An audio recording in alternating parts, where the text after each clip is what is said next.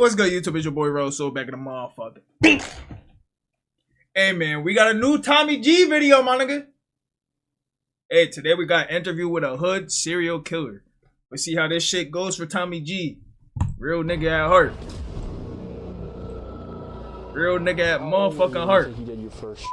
I'll say probably about 14, 15. I always liked the guns and getting shit for free. I ain't never want to work for no money. So would you say you have a passion for Why is he interviewed this nigga? I'll say I've killed about 5 people in the past 2 or 3 years, so I know I'm going to hell. In my conversations with them, they think of themselves as soldiers in a war. How much do these cost? It's anywhere from 5 to 30,000. It depends on who the target is. So would you say there's a lot of guys walking around Milwaukee that have more than 3 bodies? I know like multiple that got like 3, 4. The FBI defines a serial killer as someone who has murdered 3 or more people. When we hear that, we traditionally think of white dudes like Jeffrey Dahmer or John Wayne Gacy that do freakish things to their victims. But after spending time in some of the most dangerous neighborhoods across America, I've developed a theory. I think there are many active serial killers in the country right now, and most of them are gangsters operating out of the hood. I mean, you've heard of them. The shooter, the guy that loves spinning the block. We hear about them in rap music all the time. And today, we meet with a guy who claims to be a hood hitman who engages in the business of murder for hire. And after months of FaceTiming with him, seeing him with new guns nearly every time we speak, and hearing the details about hits that I feel only an insider would know, I suspect this guy might be for real. So join me today as we step into the mind of an alleged hitman and meet the underground gunsmith who builds him untraceable weapons for the job. But first, folks, a quick word from the sponsor of today's episode. Folks, news in my neighborhood recently broke that a burglary ring is operating by using drones to see if people are home and then conducting break-in. This news we're not doing no sponsorships. We're gonna figure that out together on this journey. Let's get them.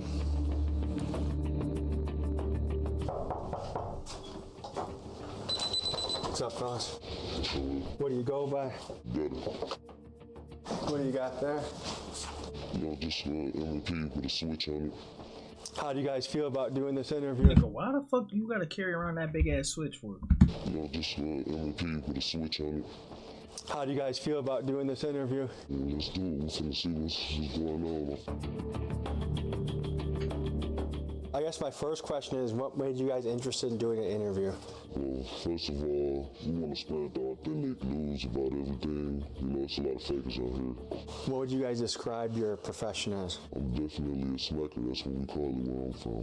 You know, I get paid to knock shit down, take a life, do whatever I gotta do. If you want them dead, you call his phone. Where are you niggas? Where the are you guys? What part of the operation are you? Gunsmith. I built the gun, showed the gun. What area do you guys operate in? We all around this motherfucker. I ain't gonna lie. We're not even just based in the city. We all around this motherfucker. Real YN shit, bro. How'd you get into this? This shit all started at a very young age, brother. It didn't start with the money, you know. Adapting to the environment. I'm a real product of my environment, so before the money came around with this shit, I've been doing this shit just out of people that don't like me and, you know, I don't like them. How young did you get involved in the streets? I'll say early age, like 13, 14, and I really started popping outside and acting with this shit. What led to you becoming a 13, 14-year-old kid out in the streets? I had what I wanted to have, I only had what I needed. I grew up around this shit. This shit mandatory. I grew up in a single parent home. I had siblings. And where was your dad in Nigga this said picture? this shit mandatory. He was one of them disappearing, you know, I don't know. How old were you when you think you did your first shooting? I'll say probably like 14, 15. It's just a night outside, you know, we playing with guns. I see a motherfucker, I want to impress who I'm with. I get to shooting at people, you know what I'm saying? It seems like you have a real passion for guns. Yeah, I've been liking guns since I was younger. Like 12 years old, I've been watching videos of guns. I had my dad walk the room before, I had a phone, watching people just get shot and killed on YouTube and shit like that. But I wasn't too restricted. How did you meet Gutta? Oh, that's my brother, my blood brother. Your Thanksgiving dinner tables are scary as I bet, dude. The first time you were involved in a shooting, was it for money? Was it for free? There was some niggas on the porch and we walking past, they trying to walk up to us like, y'all ain't from here, type shit. And they didn't know we had pipes, cause we look young, we don't look like we got pipe, we young that day, so they just want to try to hold niggas around and shit. Do you know if they died? I don't know. How many murders would you guess you've done over over what amount of time? 5 people in the past 2 or 3 years. That's crazy. I'm not gonna hold you. Tell me how That's this crazy. career started. It started where people know we getting shit done with the people that we already into it with ourselves. These niggas get up so much. You know, damn, we need some help. You get what I'm saying? This shit started around 17 and 16 and shit, where the money started coming in about this shit. There's some niggas out here that's scared of people they're into it with. There's some niggas that's out here not trying to run into them people. They scared of jail. They don't know how to get away with shit. I'm gonna do that, you know what I'm saying? We doing this shit, no devices in the car.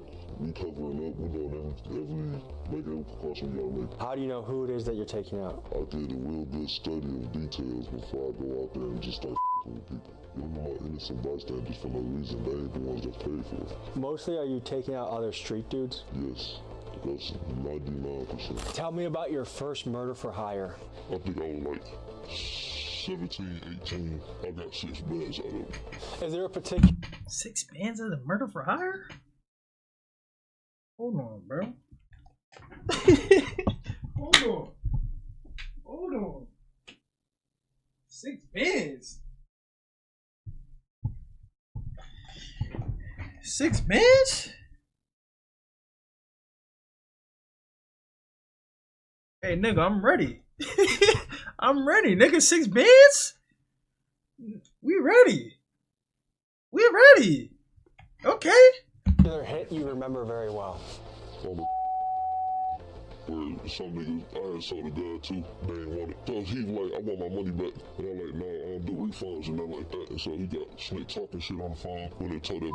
How many guys like you think there are in each hood around America? Well, it's real normal when we grow up. I know niggas that never got on social media a day in their life, man. Jersey numbers 10, 15 bodies for no reason, you know what I'm saying? The number you just threw out, what kind of time span are we talking about? 8 years. How do you prepare before you go out there? As soon as they tell me who it is, I do my research for about a day or 2. And I'm doing all type of Facebook investigations, Instagram investigations. I'm gonna see exactly what the fuck it is before I come over there. In this city, we CCAP niggas.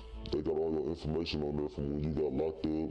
Whatever you tell your lawyer and your arresting officers, the judge, your address, your full name, your date of birth, all your information is up there. And would you say the majority of guys that you take out are on CCAP? Yeah, bro, we in the streets.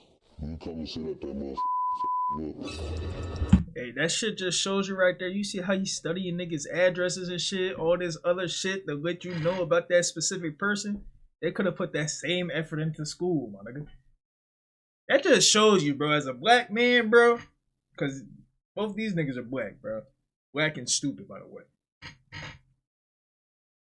As a black man, bro, if you put your mind to anything, bro, you could do whatever the fuck you want, bro. But niggas just chose the streets. Or the streets chose them. Who knows? So, we talked a lot about this happening on foot in front of a house. Do you guys actually ever... A lot of niggas say they grew up a certain way. It's a situation where some of these niggas don't like to come outside. It really wasn't as they make it seem. Yeah, we kick doors, all type of shit. You want to play inside the house games, we'll put a on your ass. That's how niggas is. Niggas think with their dick all the time. So you have a honeypot situation? A lot of them. All she wants is a little piece of change. Isn't that a pretty big witness at the crime? She ain't gonna say she know what come with this shit. Have you guys ever been shot at? Yeah, a lot of times. You guys ever been hit? I got hit one time. I got hit in my arm. I got stomach shots too, but that shit don't count yet. That shit too many years ago. That was before I started slaying down, so I don't even believe in that shit. What time of day are you doing house jobs? Anytime. It don't matter. As soon as the money clear, we in route. But what makes you do that rather than, say, become a welder? Bro, I'm a felon, bro. I can't do all that shit. And then I ain't have a passion for all that shit growing up. I always liked the guns and getting shit for free. I ain't never want to work for no But So would you say you have a passion for robbing and killing? yeah, I started robbing at like 12 years old. I still do it to this You day. got a bro. passion for I was killing stealing off niggas. the store when my mama was shopping and shit. That's 8-year-old shit. And did your mom encourage that? Hell no, my mama was strict as hell. She don't like none of this shit I do.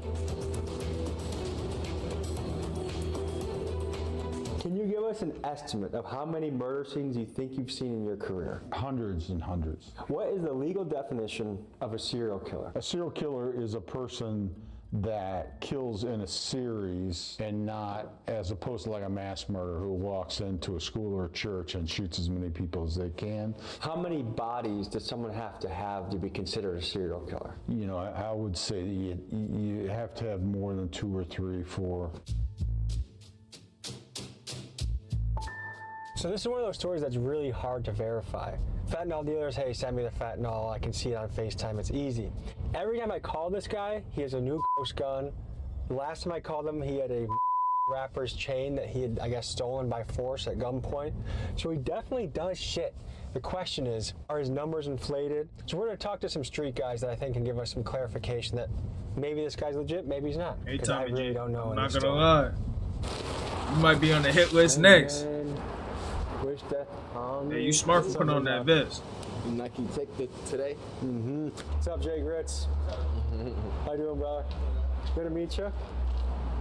Okay, you Street said it nigga. before. How do you label yourself? Street nigga.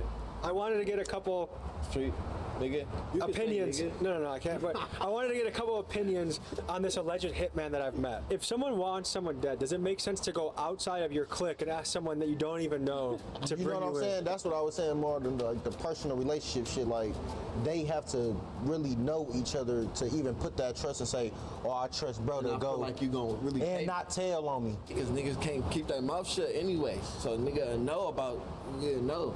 So the chance of someone keeping their mouth shut for 10, 15 plus murders is very unlikely.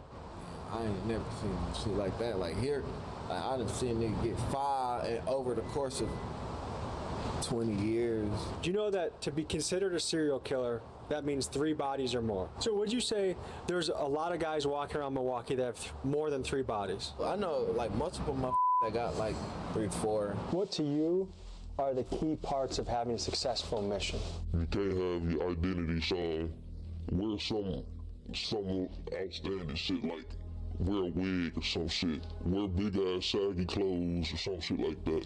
Go out the block, see who in it. I get out the car down the street.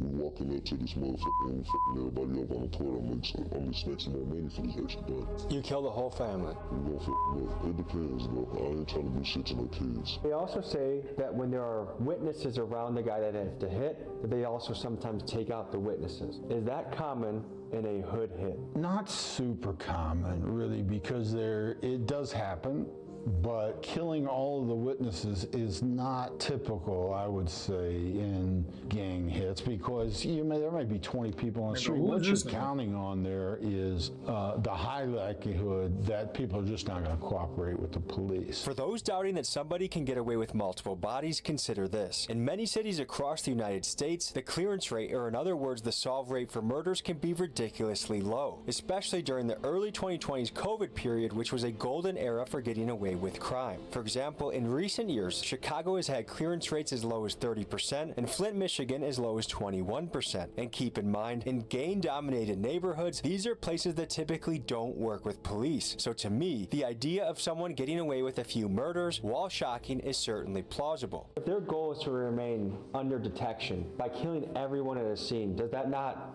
put them at the top of the food pyramid for priority for police? Absolutely, for sure. Let's go further into their tactics. They say they also outfit their guns with switches when they do that. Is that a good tactic or a dumb tactic? Unless they've gotten military training and know how to handle an automatic weapon, it usually doesn't work out that great for them, you know what I mean? Automatic weapons are a lot more difficult to deal with than people think. You can do a lot of damage quickly. So these guys also said that if they're taking someone out, if there's witnesses around that person, that they shoot everybody at the crime scene. Damn, bro. Does that sound legit?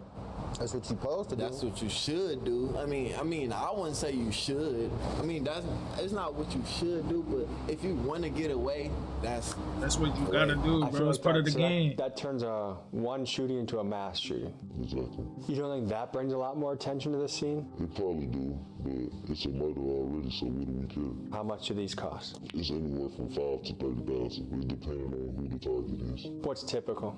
Typical 10,000. Niggas be one of the rap niggas out there. That's 10,000 right there. Your most common client is a rapper that wants another rapper dead? Yeah. Why don't they just do it themselves? It's like people feel like they too noticeable. They know me, or they scared, or I ain't trying to go risk my freedom for this shit. And it's a ballpark of excuses, bro. I don't give a what's going on unless I want my money. You know what I'm saying? How do they communicate with you? It's usually through FaceTime because that's the most untrackable thing. If it's some out-of-state shit and I gotta go out-of-state for some shit, but really it's a pull up, I'll chop it up with you. You'll travel out of state to do this? Yeah, but I need a deposit. And you'll do that for 10 grand? I'll do it. Yeah, that's free money for me, bro. Can you tell me about the psychological profile of these hood hitmen that are just willing to kill someone for very low amounts of money? In my conversations with them, they think of themselves as soldiers in a war. They don't think of themselves as serial killers, certainly. They think of serial killers as sexual deviants. I mean, when you grow up in poverty without hope, or without, structure in your life, and your structure becomes the street, and it's violence, and that's all you see, and that's what you get rewarded for. In fact, I would argue places like the west side of Chicago, the south side of Chicago are war zones in a lot of ways. It becomes glorified inside the community, inside of those tight-knit circles of the people you're looking up to. If you're a 10, 11-year-old kid, the guys you're looking up to may be, unfortunately, the 17, 18-year-old guys, and that's what they're talking about, putting this guy down, running up on these guys and that, and it starts to become, and then you see it, and if you grow up in Garfield Park, and you haven't seen a dead body by the time you're 12 or 13, you are an anomaly. These guys are really, for all intents and purposes, are serial killers. That put guys in prison who killed more people than most serial killers. How have ghost guns changed the game in your business? So first off, we did this interview. When I had my CCL, ATF came and took that bitch like a couple months after that. After that, we got set up for real. So we just driving down the street, we get ready to go somewhere and shit. But right before we pull up to the motherfucking house, we see a police on one side of the street, another on the other side. One of them came down this street, did a U-turn and flagged our shit. We pull over, and they asked, hop out. We trying to hide guns and shit, but couldn't hide them. I mean, if it's on your side of the car, they gonna put that bitch on you, type shit. It was people in the back seat and in the front, so we couldn't really hide the guns. Well, they took us to jail and shit. They took one of the guns they thought was a rare gun. It was an M&P with a switch. That motherfucker was legal. They ended up letting me out like a few days to a week afterwards.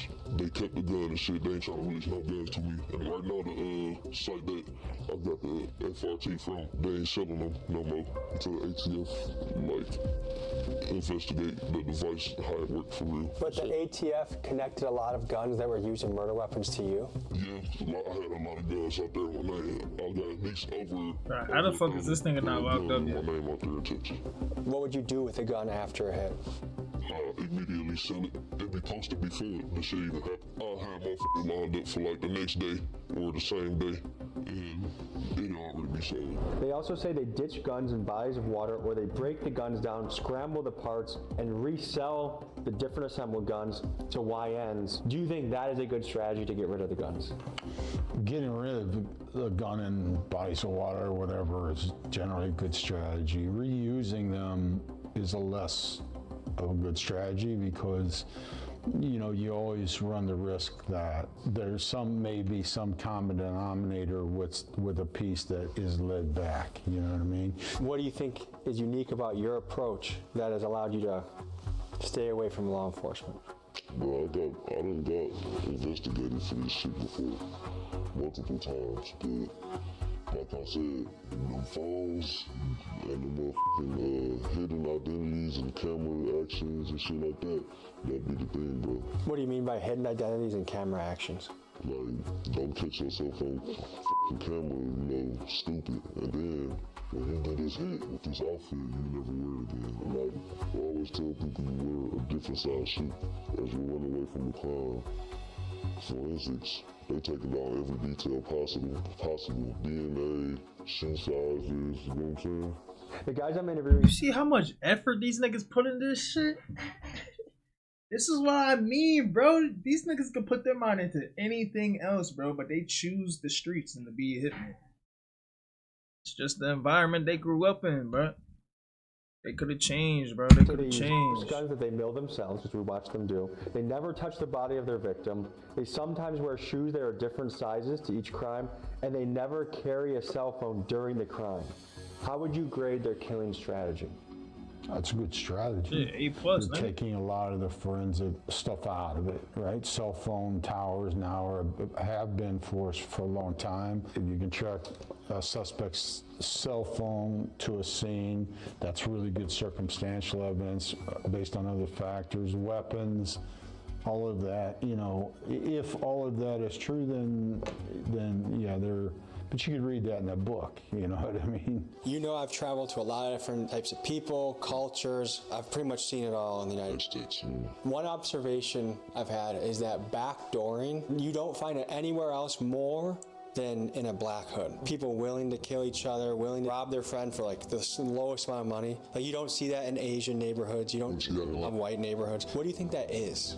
You wanna know something that's crazy? I'm gonna bring up an example. Every time I went to jail and shit, like, if you observe, when the black people come in, the other black people looking at them some type of way, trying to find out, oh, this nigga a rat, this nigga a snitch, I know his ass, I'm gonna take something from him, this and that. When the white people come in, they greet their people, they all together chilling. When the Mexican people come in, hey, you good, they help them with their shit, everybody chilling. I really feel like with black people, it's some jealousy and envy. We always got AR. Black people hate black people at the end of the day, bro. That's why we always in the downfall. That's why I feel like black people kill more black people than any other race, bro. Real shit. 15s, and your micro AR-15s to be specific, and helping them with big ass guns. Why is that? It's the easiest to get around with. It's concealable. How many guns do you think you've sold in your life? Definitely over 3,000 guns. So you know your way around guns? Yeah, for sure. If a gun you sell is used in a hit, what do you think about it? Some are used in a hit. I wouldn't say. I'll say about, if it, just an estimate, if it was about 3,000 guns I sold, I'll say about at least 500-600 was used. Because of time constraints, we cannot show this full video on YouTube. But if you would like to see this whole video, raw and uncut on Patreon, use code AR15 for 50% off your first month on the site. Thank you and enjoy. Now back to the episode. We saw with our own eyes ghost guns and the milling of those guns. Do you think that alone suggests these guys have some level of experience in something nefarious? Yeah, I mean, they have other factors. Like, they could just be trying to impress you, right? But beyond that, they may be selling bullshit guns, right? They may be convincing people that these are really, something special. So it could be a scam, but it may be an active thing that works. So they make these guns to sell them. It sounds like you could literally not give a shit if this ends up being a weapon that someone uses to kill someone with. No. There's many weapons out there. The government sell weapons that kill people. It just depends on the person. It feels like you kind of have a cold heart towards the world. Do you believe in heaven or hell? No. Are you scared of going to hell? No. I told my mama many times, I know I'm going to hell. Why do you say that? Because I know a lot of the shit that I did. Do you have any fear of prison? I'm not going to prison. I'd rather bang it out with the police. I'm going to be reborn, so. How old were you when you... Yo, this nigga's crazy. I feel him though, bro. saw your first dead body? 14. And your home You said life I'd rather bang it out at with this the time police. was all right? Yeah. Like you weren't being abused? Nope. There wasn't any man in the house beating the shit out of you? Nope. A lot of people look at the impact of drill rap on culture, and they say that it's a cancer, that it's leading to so many murders and deaths and shootings and poverty and fucked up situations. Do you think drill rap is a negative impact on our society? Hell yeah, bro. That shit play a big ass part because everybody want to fit in, bro. If a mom gets killed, if a kid gets killed, an accountant gets killed, and a super street guy gets killed, the super street guy is less prioritized simply because he's not as innocent. If this is the murder guy, he's a really bad guy. We really want to solve that because he's likely killed by another really bad guy. And the truth of the matter, however harsh this sounds, if you solve that murder and get the bad guy who killed him, now you've taken two bad guys off, two bad guys have been taken off the street.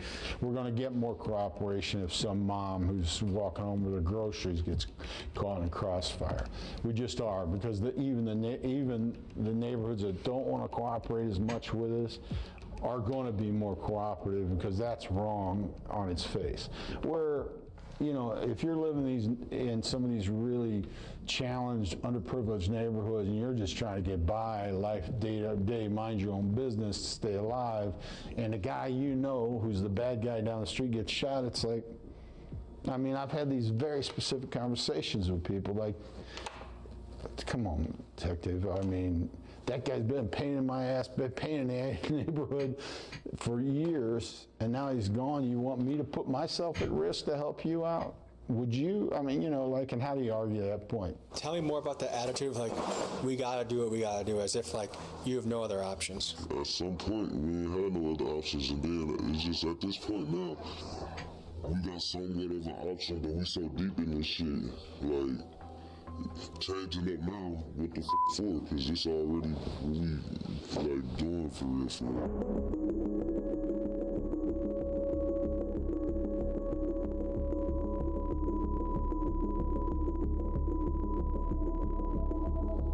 So your neighbors must hear a lot of strange noises coming from your house. Yeah, probably. Do you live in situations like duplexes or apartments where you have neighbors that can hear through the walls? A lot of the banging shit, I do it in like a closed door far back of the house where people can't really hit. Man, most of the time, I'll probably do this shit in the garage or something. Would you feel bad if you killed me? I wouldn't kill you.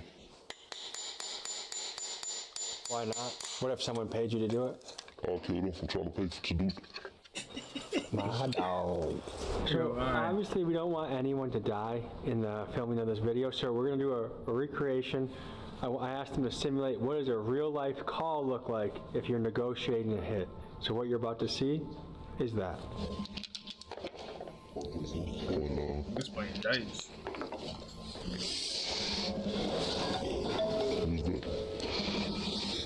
Yo, what I was finna say, hey, I got a big move going on, man.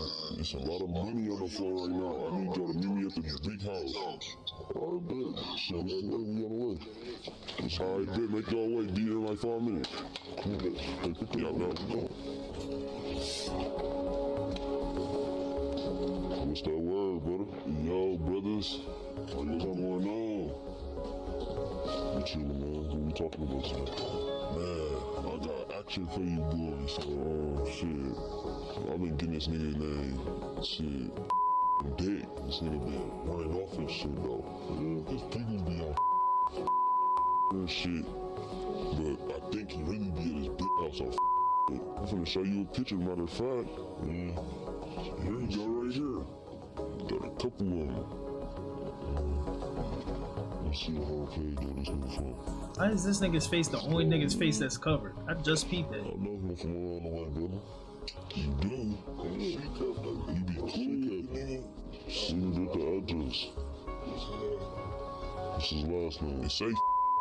It's like his address right here. So what the fuck, like what really happened though? I've been getting this nigga on dick. But I've been throwing extras. Like everything that I've been giving the nigga. He ain't paying no pay. He ain't paid back. So how much we talking, man? Man, we talking about 20 bands? 20 bucks. How about 25, man? We could do 22.50. Nah, we sticking with the 25. You gonna be done with the body yourself. 25, you got it. Alright, what's up? I got you soon as the business job. Alright, don't play with that money, man.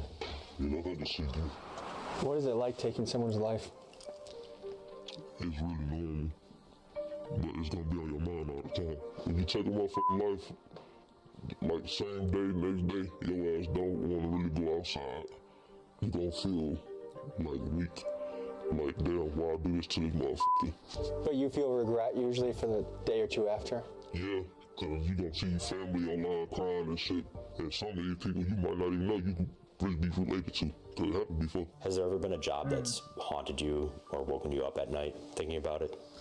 I ain't gonna say it woke me up at night, but I do think about shit all the time. I be thinking about that shit sometimes, because They got a lot of demons on their mind, bro. personally, like you said, I'm like, damn, but I needed the money.